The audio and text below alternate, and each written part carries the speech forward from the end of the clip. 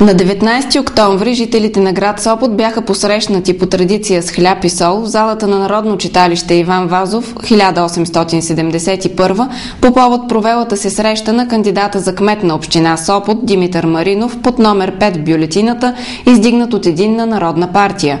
Председателя на партията в град Сопот и кандидат за общински съветник Павел Павлов представи и кандидатите от листата за общински съветници. Уважаеми съграждани, лично успокоени, лично от името на всички кандидати за общински съветници, лично кандидата за кмет на община Сопот, ви поздравяваме за добре дошли и сърдечно ви благодарим за това, че ви получихте нашата покана и сте тук след нас.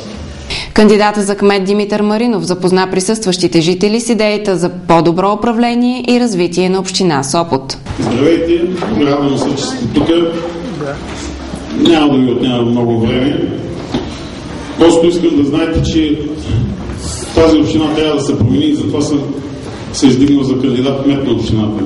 Всички хора в България, в община Сопот, имат право да живеят по-добре. Имат право по-добро управление и добра администрация. Затова направихме този екип, за да покажем, че ние можем да работим. Даниела Димова, кандидат за общински съветник, представи пред присъстващите приоритетите за икономическото развитие и финансиране на общинския бюджет. Много са начините и средствата и възможностите за финансиране на бюджета, но основните от тях са по европрограми.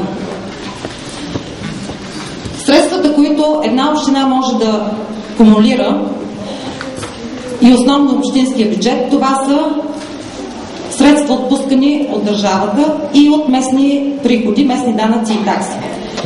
В този смисъл искам да кажа, че местните данъци и такси трябва да бъдат определени след категорично задълбочено проучване, така че те да са социално поносими и естествено и с цел събираема, защото ако местните данъци и такси не са социално поносими, те няма да могат да бъдат събрани. За европейските програми мога да спомена само няколко фонда, по които общината има прекрасната възможност за финансиране. Това са Европейския фонд за социално развитие, за регионално развитие и Кохезионния фонд. Редица български общини кумулират средства по тези фондове, но на практика най-важен е контрола след това, така че кумулираните средства да бъдат потвърдени от контролните органи и съответно разходените от общината средства да бъдат възвърнати. В подкрепа на кандидата за кмет на община Сопот Димитър Маринов и кандидатите за общински съветници присъства Иван Ферчев, експерт управление на проекти, финансирани от Европейския съюз. Господин Ферчев запозна гостите в залата как привличане на средства от еврофондове дават възможност за компенсиране на финансовия дефицит. Вие виждате екипа на господин Маринов. Има разбирането за проблемите на Сопот, има виждането за развитието на общината. Във връзка с това има разработена програма за развитие с ясни, постижими най-вече цели и приоритети. Тази програма ще решава реални проблеми и отново подчертавам, тя ще бъде изпълнима. Можем да мобилизираме европейски фондове за мерки, които да осигурят по-лесно придвижване на гражданите с ограничени възможности. Инвалидите.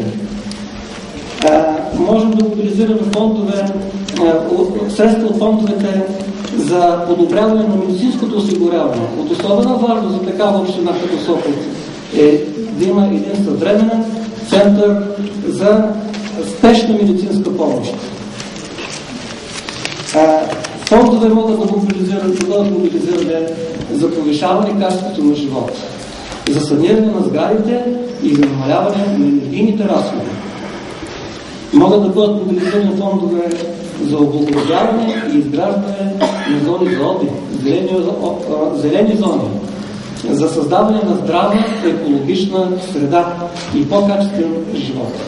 В заключение, кандидата за кмет на община Сопот Димитър Маринов благодари на хората от екипа си и обеща да работи в полза на гражданското общество.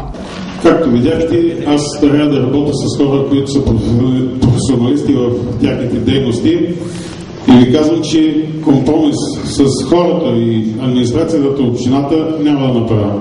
Ще бъде така, както вие искате и както вие желаете. Председателя на партията Павел Павлов обобщи всичко казано на сцената. За да има промяна в община Сопот, трябва да гласувате с бюлетина номер 5. Когато хората са единни, било в спорт, било на бойно поле, било на избори, било за община, на село, тогава може да има успехи. Срещата продължи с фолклорна китка от песни и танци, в които взеха участие и гостите в залата.